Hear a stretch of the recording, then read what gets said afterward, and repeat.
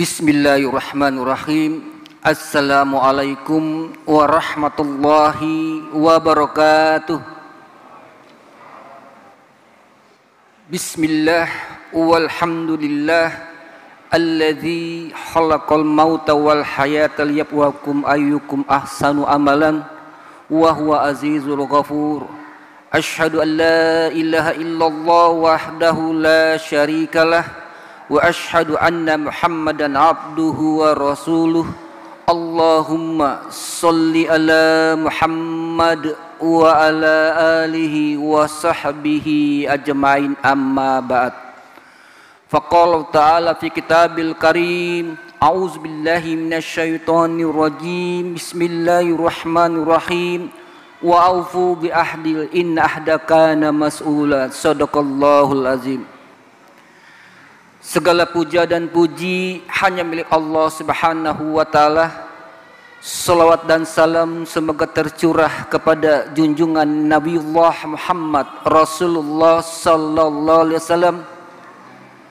Karena berkat beliaulah sehingga segala risalahnya berkembang sampai ke seluruh dunia dan sekaligus sebagai rahmatan lil alamin, rahmat bagi seluruh umat. Bapak-bapak, ibu-ibu jamaah tarwih yang dirahmati Allah Subhanahu wa ta'ala, sebagaimana firman Allah yang saya sebutkan tadi dalam surah Al-Isra, wa aufu bi ahdi in ahda kana mas'ulan. Penuhilah segala janji-janjimu itu karena akan diminta pertanggungjawabannya. Jadi sangat tepatlah Allah menagih janji kepada umatnya. Selama 11 bulan Allah begitu banyak memberikan kenikmatan, kesenangan hidup, makan, minum dengan lancar.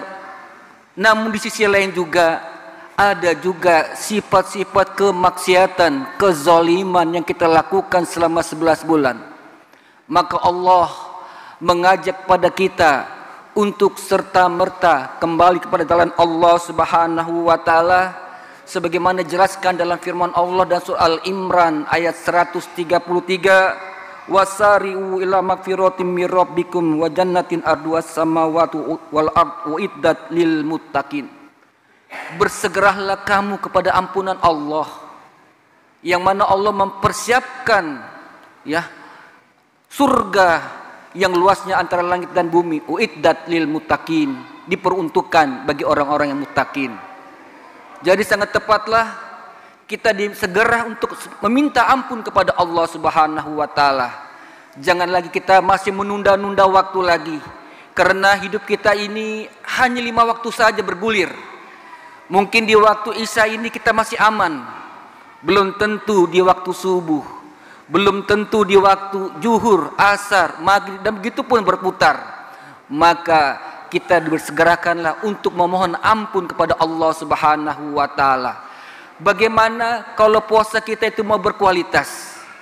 Kalau kita itu masih mempunyai sifat-sifat yang tidak baik, maka ketika kita mempunyai teman, rekan kerja kita, di mana saja kita senantiasa saling memaafkan. Kenapa? Agar kita ketika ketemu kepada orang-orang yang pernah kita jengkeli, ketika kita sudah saling memaafkan, insya Allah akan aman. Tetapi kalau kita tidak memaafkan, masih menyimpan, ketemu pasti akan menyimpan perasaan-perasaan itu yang mengakibatkan kualitas puasa kita tidak akan baik di mata Allah Subhanahu wa ta'ala. Qad aflaha man zakkaha. Berbahagialah bagi orang-orang yang membersihkan dirinya. Jadi kalau kita sudah bersih, insya Allah ketemu siapa saja tidak ada masalah, karena kita merasa aman. Tetapi kalau ada ganjalan-ganjalan sekecil apapun, ketemu pasti akan menyimpan. Karena apa? Inilah yang merupakan tipu daya syaitan yang senantiasa memberikan agar puasa kita di Ramadan ini tidak berkualitas. Maka apa yang disinyalir oleh Al-Ghazali bahwasannya puasa itu terbagi kepada 3. Puasanya orang awam, puasanya orang sedang-sedang saja, yang ketiga adalah puasanya khusus wal khusus. Jadi kalau puasanya orang awam itu, dia puasanya tidak terpunyai rencana, karena dia tidak mempunyai persiapan. Apapun yang dilakukan puasa itu hanya sekedar mengikuti tren saja. Tidak enak kalau dia tidak berpuasa, karena lingkungan sekitarnya pada berpuasa. Tetapi tubaliman amila bil ilmi. Tetapi dia tidak mempunyai ilmu. Apa akibatnya? Dia tidak melakukan hal-hal yang betul-betul disyariatkan oleh agama. Tangan yang senantiasa dia lakukan untuk berbuat baik, justru dia melakukan kezaliman. Mata yang harusnya dia baca Al-Quran, justru dia melihat hal-hal yang tidak bermanfaat. Telinganya senantiasa mendengar Al-Quran, dia justru mendengarkan gosip-gosip. Sehingga apa? Kualitas puasanya tidak bermanfaat. Inilah orang masih tahap belajar. Inilah orang awam tahap belajar. Maka orang-orang inilah ketika dia berpuasa tidak mendapatkan apa-apa, hanya lapar dan haus. Mudah-mudahan jamaah sekalian tidak tergolong kepada puasanya orang awam ini. Sedangkan yang kedua adalah puasanya yang sedang-sedang saja, yaitu dia sudah mulai memahami, karena mungkin persiapannya sebelum masuk Ramadan dia ada puasa Rajab 10 hari sudah boleh pelatihan, tetapi sifatnya hanya sementara saja. Tetapi ini syukur alhamdulillah sudah ada mempraktikkan dan menjaga panca inderanya.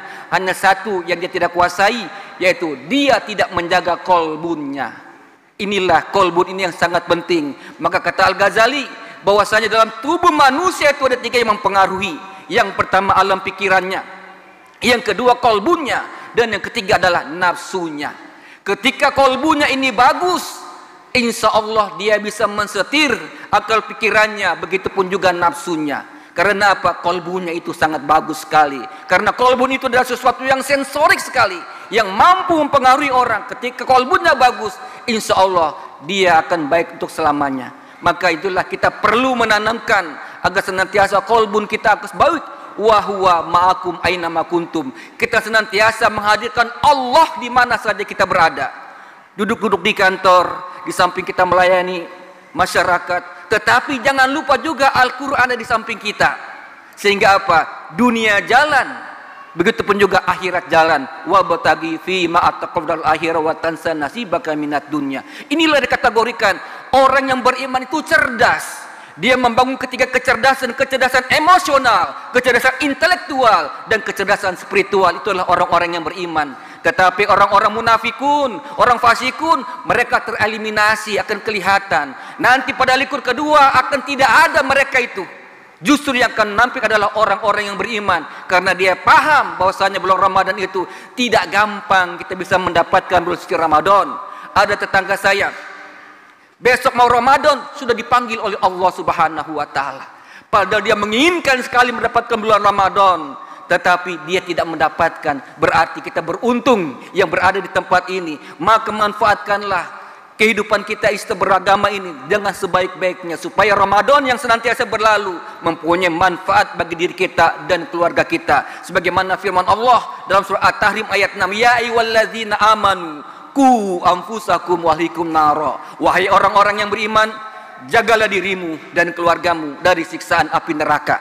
Jadi jangan hanya bapaknya datang di masjid, sementara anak dan istrinya nonton televisi, membuka WA, membuka Facebook, sementara suaminya hanya mementingkan dirinya sendiri, beribadah, sholat dan zikir, baca Al-Quran, sementara anak dan istrinya tidak hiraukan. Inilah nanti ketika dia ambil akhir nanti, anak dan istrinya masuk neraka, akan ditanya, kenapa engkau masuk neraka? Dia katakan, suamiku beribadah hanya untuk dirinya sendiri, sementara aku dan anakku tidak pernah dihiraukan. Na'udzubillah min zalik. Mudah-mudahan Ramadan ini menjadikan madrasah buat keluarga kita. Yang tadinya sholatnya kita itu tidak khusyuk, maka dijadikan khusyuk. Yang tadinya orang tidak melaksanakan sholat-sholat sunat, maka dia rajin melaksanakan sholat sunat. Kenapa orang malas mengerjakan sholat sunnah? Karena dia tahu sunnah itu apabila dikerjakan mendapat pahala, tidak dikerjakan tidak mendapat apa-apa. Itulah yang membuat orang malas untuk melaksanakan sholat sunat. Padahal sholat sunat itu adalah sangat bermanfaat, mampu menutupi dari sholat-sholat wajib kita yang tidak khusyuk. Karena sholat itu yang akan membangkitkan kita untuk menjadi yang terbaik dalam menghadapi Allah Subhanahu wa taala. Maka jadikanlah bulan Ramadan ini agar senantiasa kita meningkatkan amal ibadah kita. Jangan kita beribadah hanya untuk diri kita sendiri dan kita tidak mempengaruhi orang sekitar kita. Jangan sampai kita mengikuti budayanya Abu Hasim. Apa itu budayanya Abu Hasim? Dia beribadah hanya untuk dirinya sendiri, sementara dia sholat tahajud, ada istri dan anaknya dia tidak membangunkan, justru dia hanya melewati saja. Ketika dia berwudu, dia ketemu malaikat pencatat amal kebaikan. Dia tanya, siapa engkau? Aku adalah malaikat pencatat amal kebaikan. Lalu dia bertanya, wahai malaikat amal pencatat kebaikan, apakah namaku ada di dalam kitabmu itu? Tunggu, saya lihat dulu. Ternyata setelah dibuka sampai lembar terakhir, tidak ada namanya Abu Hasyim. Inilah mengakibatkan, kenapa namaku tidak ada? Karena engkau beribadah hanya untuk dirimu sendiri dan engkau tidak mempengaruhi anak dan istrimu. Maka inilah dalam kauli kita jangan hanya masuk surga sendiri, harus secara berjamaah. Semoga kita di bulan Ramadan ini kita mengingatkan tetangga-tetangga kita. Ketika kita sudah ingatkan, dia tidak menjalankan, lepas tanggung jawab. Jangan hanya kita lewat di depannya saja tanpa menegur. Ayo kita sholat tarawih, ayo kita sholat. Perlu kita panggil. Kenapa? Innamal mu'minun ikhwah. Sesungguhnya orang beriman itu adalah bersaudara. Kalau dia bersaudara, panggil dia. Jangan biarkan. Jangan hanya kita masuk surga sendiri tanpa hanya ada yang bersama-sama. Marilah kita bersama-sama agar kita senantiasa meningkatkan amal ibadah kita.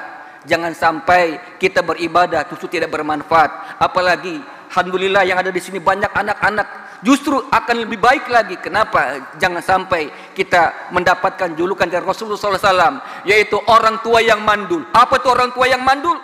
Adalah orang yang mempunyai anak tetapi anak-anak tidak taat kepada Allah, begitu punya berbakti kepada kedua orang tuanya. Nauzubillah min zalik. Mudah-mudahan jamaah sekalian menjaga anak-anaknya. Jangan di waktu subuh anaknya dibiarkan keliaran, justru dia tidak membaca Al-Quran. Maka mulai hari inilah panggil anak-anak kita supaya betul-betul Ramadan ini tidak akan datang untuk selamanya. Maka marilah untuk dia tanamkan jiwa-jiwa spiritual keagamaan supaya anak-anak kita itu tertanam, bukan menjadi anak-anak yang salah tetapi menjadi anak yang soleh. Seperti apa yang dikatakan oleh Profesor Dr. Zakir Derajat, mengatakan bahwasanya kesalehan orang tua sangat ditiru oleh anak-anaknya. Kalau orang tuanya soleh, adakan percontohan, insya Allah anaknya juga akan soleh. Tetapi kalau orang tuanya tidak berikan contoh, hanya beribadah sendiri tanpa memberikan contoh kepada anaknya, berarti inilah orang tua yang salah. Mudah-mudahan di sini tidak ada orang tua yang salah, justru orang tua yang soleh yang bisa memberikan contoh dan keluarganya kepada anak istrinya. Demikian yang disampaikan, mudah-mudahan ada manfaatnya. Billahi taufiq wal hidayah. Wassalamualaikum warahmatullahi wabarakatuh.